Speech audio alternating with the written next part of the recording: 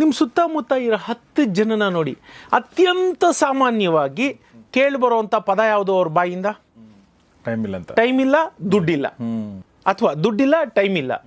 ಇವೆರಡರಲ್ಲಿ ಒಂದು ಜಗತ್ತಿನ 95% ಅಥವಾ ಅದಕ್ಕಿಂತ ಹೆಚ್ಚಿನ ಪ್ರತಿಶತದ ಜನ ಸದಾ ಆಡುವ ಮಾತು ಏನು ಹೇಳ್ತಾರೆ? ಯಾವಾಗಲೂ ದುಡ್ಡಿಲ್ಲ, ದುಡ್ಡಿಲ್ಲ, ದುಡ್ಡಿಲ್ಲ.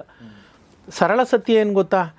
ದುಡ್ಡಿಲ್ಲದೆ ಸತ್ತಿರೋರ್ಗಿಂತ, ದುಡ್ಡಿಲ್ಲದೆ ಸೋತಿರೋರ್ಗಿಂತ, ದುಡ್ಡಿನ ನಿರ್ವಹಣೆ ಸರಿಯಾಗಿ ಮಾಡದೆ ಸತ್ತಿರುವವರ ಸಂಖ್ಯೆ, ಸೋತಿರುವವರ ಸಂಖ್ಯೆ ಅಸಂಖ್ಯ. ಇದು ಸತ್ಯ. ಪ್ರೇರಣೆ ಅದೇ.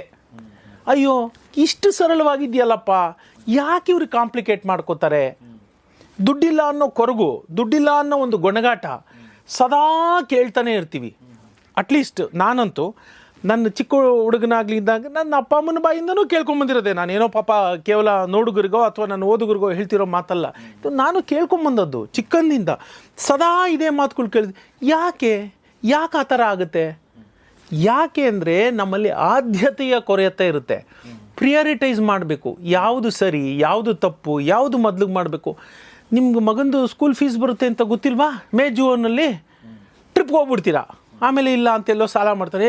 ಮಗು ಫೀಸು ಅರ್ಧ ಕಟ್ಟಿರೋಣ, ಇದು ಮಾಡೋಣ, ಕ್ರೆಡಿಟ್ ಕಾರ್ಡಲ್ಲಿ ಕೊಡೋಣ.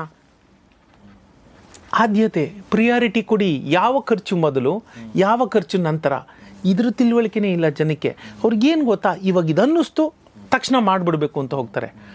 ಅದಲ್ಲ ಬದುಕು ಅಂದರೆ. ಅದಕ್ಕೊಂದು ನಿಯಮ ಇದೆ. ನಾನು ಸದಾ ಹೇಳ್ತಿರ್ತೀನಿ, ಬದುಕು ಬೇರೆ ಅಲ್ಲ, ನಾವು ಆಡೋ ಆಟಗಳು ಬೇರೆ ಅಲ್ಲ. ಬದುಕು ಬೇರೆ ಅಲ್ಲ, ಬಿಸ್ನೆಸ್ ಬೇರೆ ಅಲ್ಲ. ಜನ ಎಲ್ಲ ಏನು ಹೇಳ್ತಾರೆ ಗೊತ್ತಾ? ಬಿಸ್ನೆಸ್ ಅಂದರೆ ಬೇರೆ, ಬದುಕಂದರೆ ಬೇರೆ, ಆಟ ಅಂದರೆ ಬೇರೆ, ಇದೊಂದರೆ ಏನು? ಅದೇನು ಸ್ವಿಚ್ಚಾ? ನೀವು ಒಂದ್ಸರಿ ಸ್ವಿಚ್ ಆಫ್ ಮಾಡಿದ ತಕ್ಷಣ ಲೈಟ್ ಆಫ್ ಆಗೋಯ್ತು, ಸ್ವಿಚ್ ಆನ್ ಮಾಡಿದ ತಕ್ಷಣ ಲೈಟ್ ಹತ್ಕೊಂಡ್ಬಿಡ್ತು ಅನ್ನೋದಕ್ಕೆ.